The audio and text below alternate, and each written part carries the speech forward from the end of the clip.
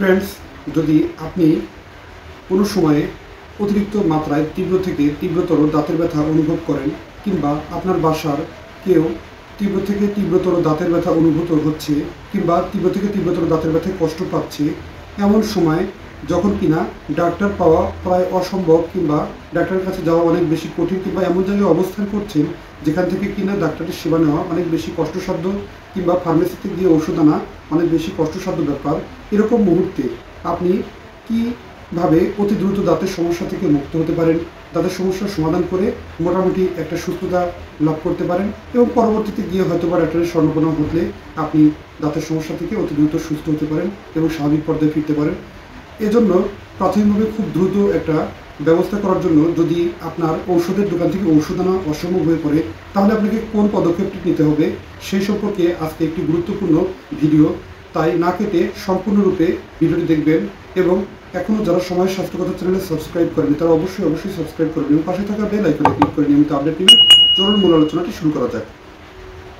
আমাদের যদি কারোর দাঁতের সমস্যা শুরু হয়, কিংবা আপনার বাসার ছোট্ট সোনামণিটির যদি দাঁতের সমস্যা কিংবা দাঁতের ব্যথা হঠাৎ করে বেশি রাত্রিতে কিংবা এমন সময়ে ব্যথা হয়, তাহলে আমরা যে সমস্ত পদক্ষেপগুলো নিতে পারি তার ভিতরে 1 নম্বরে হচ্ছে কুসুম গরম পানিতে, অর্থাৎ 1 গ্লাস পরিমাণ কুসুম গরম পানির ভিতরে 1 থেকে 2 চামচ পরিমাণে লবণ মিশ্রিত করে সুন্দরভাবে সেটি কুলকুচি করতে পারেন।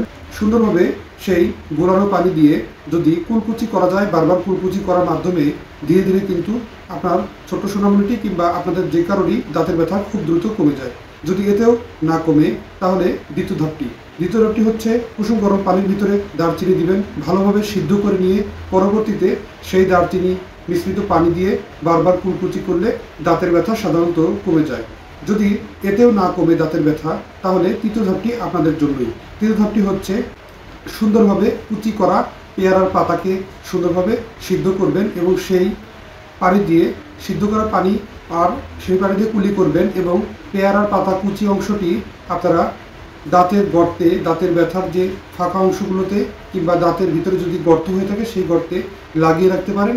এটি কিন্তু খুব দ্রুত দাঁতের ব্যথা কমাতে সাহায্য করে। তাতে যদি ব্যথা না কমে, তাহলে কিন্তু চতুর্থ ধাপটি ফলো করা যেতে পারে। সেটি কি?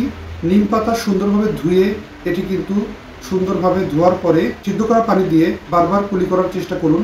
এতে কিন্তু খুব দ্রুত দাঁতের ব্যথা কমে যায়। যদি এই 4টি পদ্ধতির কোনোটিতে যদি আপনার কাজে না লাগে এবং কোনোটি যদি হাতের নাগালে না থাকে, তাহলে কিন্তু আরেকটি গুরুত্বপূর্ণ ব্যাপার বলে দিচ্ছি। 5ম নাম্বারটি, এটি কিন্তু খুবই কার্যকরী।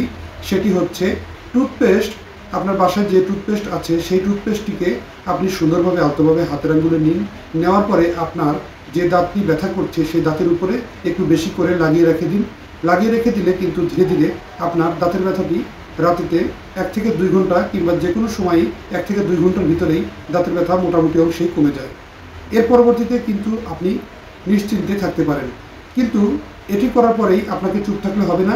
6 থেকে 7 ঘন্টা পরে, অর্থাৎ আপনার ব্যথা কমে গেলেও পরবর্তী দিন আপনাকে অবশ্যই আপনার নিকটস্থ একজন রেজিস্ট্রারপ্রাপ্ত ডেন্টিস্টের নিকট গিয়ে চিকিৎসা সেবা নিয়ে খুব দ্রুত সুস্থ স্বাভাবিক অবস্থায় ফিরতে হবে।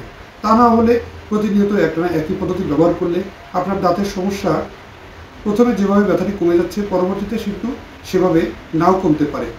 তাই সুস্থ থাকতে হলে পরবর্তী স্বাস্থ্যসেবার জন্য আপনাকে অবশ্যই ডেন্টিস্টের নিকট গিয়ে আপনার বিষয়টি খুলে বলে সঠিক সিদ্ধান্ত নিতে হবে, এবং সঠিক চিকিৎসা সেবা নিলেই কিন্তু সুস্থ হতে পারবেন।